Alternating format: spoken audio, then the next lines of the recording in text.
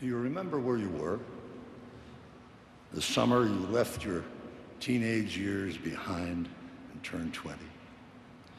Well, I was working as a laborer in my hometown in northern Quebec, trying to make enough money to get back into law school. It was a tough job, but I was safe and secure, and had the added benefit of my mother's home cooking every night. On September 2nd, 1944, as we have just heard so eloquently from John, 20-year-old Lieutenant George Bush was preparing to attack Japanese war installations in the Pacific. He was part of a courageous generation of young Americans who led the charge against overwhelming odds in the historic and bloody battle for supremacy in the Pacific against the colossal military might of Imperial Japan.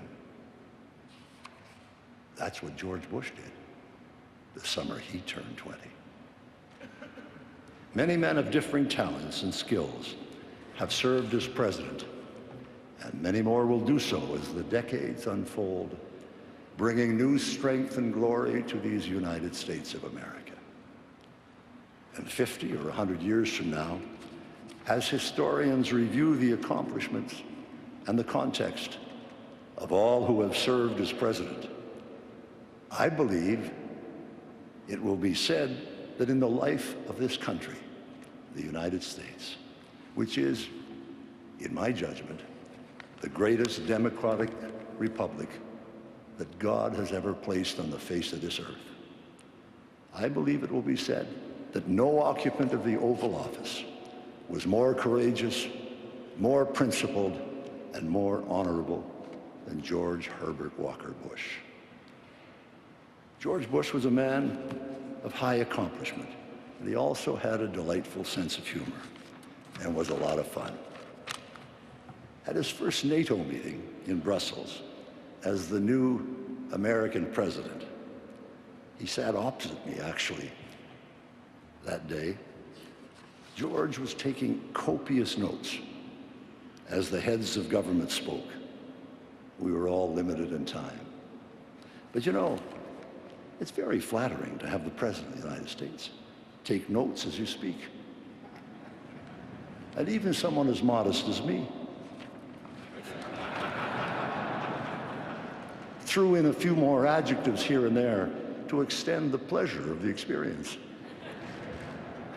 After President Mitterrand, Prime Minister Thatcher, and Chancellor Kohl had spoken, it was the turn of the Prime Minister of Iceland, who, as President Bush continued to write, went on and on and on and on, ending only when the Secretary General of NATO firmly decreed a coffee break. George put down his pen, walked over to me and said, "Brian, I've just learned the fundamental principle of international affairs." I said, "What's that, George?" He said, "The smaller the country, the longer the speech."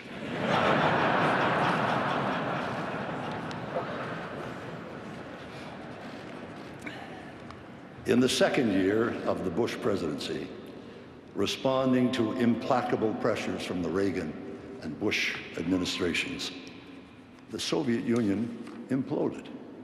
This was, in my judgment, the most epical event, political event of the 20th century. An ominous situation that could have become extremely menacing to world security was instead deftly challenged by the leadership of President Bush into the broad and powerful currents of freedom, providing the Russian people with the opportunity to build an embryonic democracy in a country that had been ruled by czars and tyrants for over 1,000 years. And then, as the Berlin Wall collapsed soon thereafter, and calls for freedom cascaded across Central and Eastern Europe, leaving dictators and dogma in the trash can of history, no challenge assumed greater importance for Western solidarity than the unification of Germany within an unswerving NATO.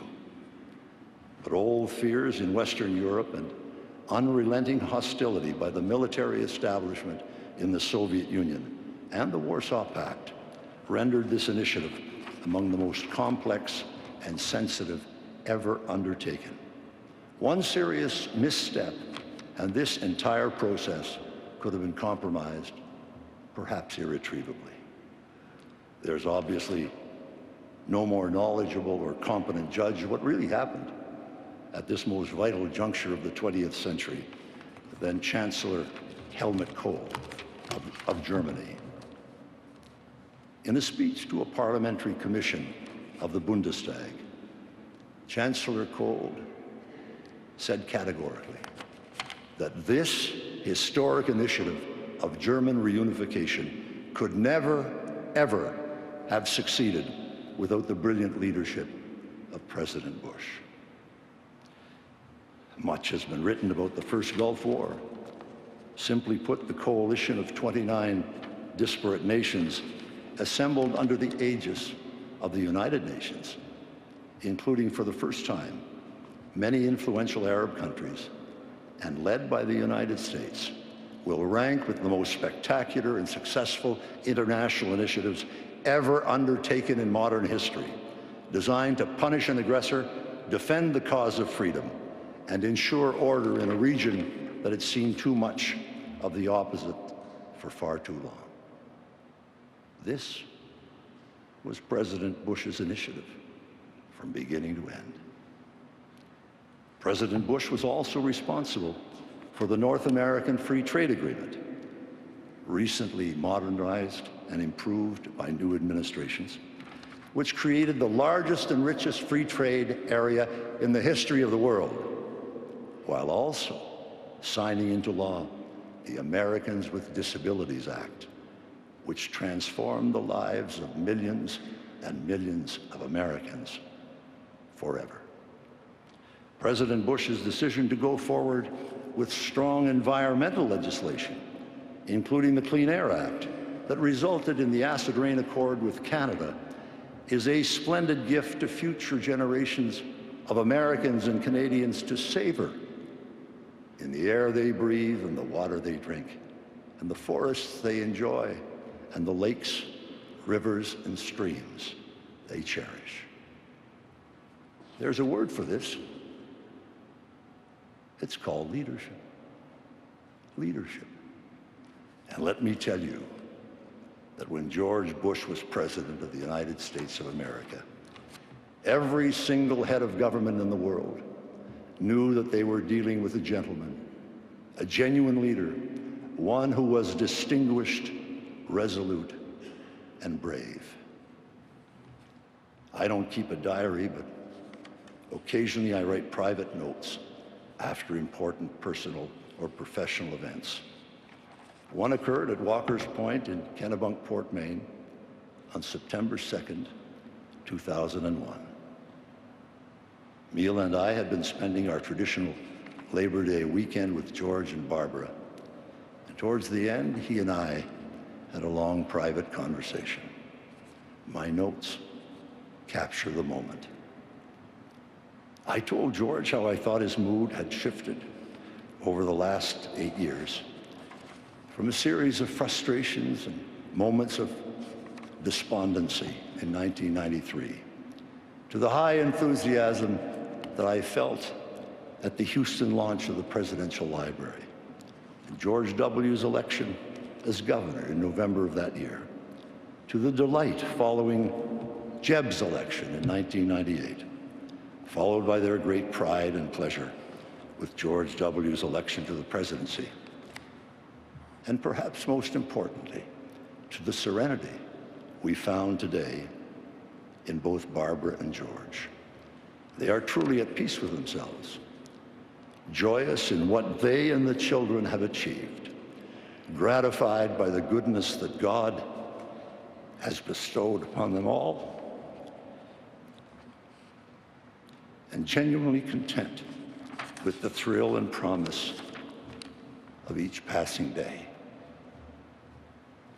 And at that, George, who had tears in his eyes as I spoke, said, You know, Brian, you've got us pegged just right, and the roller coaster of emotions we've experienced since 1992.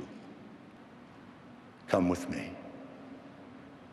He led me down the porch at Walker's Point to the side of the house that fronts the ocean and pointed to a small, simple plaque that had been unobtrusively installed just some days earlier. It read, CAVU. George said, Brian, this stands for Ceiling and Visibility Unlimited. When I was a terrified 18 to 19-year-old pilot in the Pacific, those were the words we hoped to hear before takeoff. It meant perfect flying. And that's the way I feel about our life today. CAVU. Everything is perfect. Bar and I could not have asked for better lives. We are truly happy and truly at peace. As I looked over the waters of Walker's Point on that golden September afternoon in Maine, I was reminded of the lines, simple and true, that speak to the real nature of George Bush and his love of his wonderful family and precious surroundings.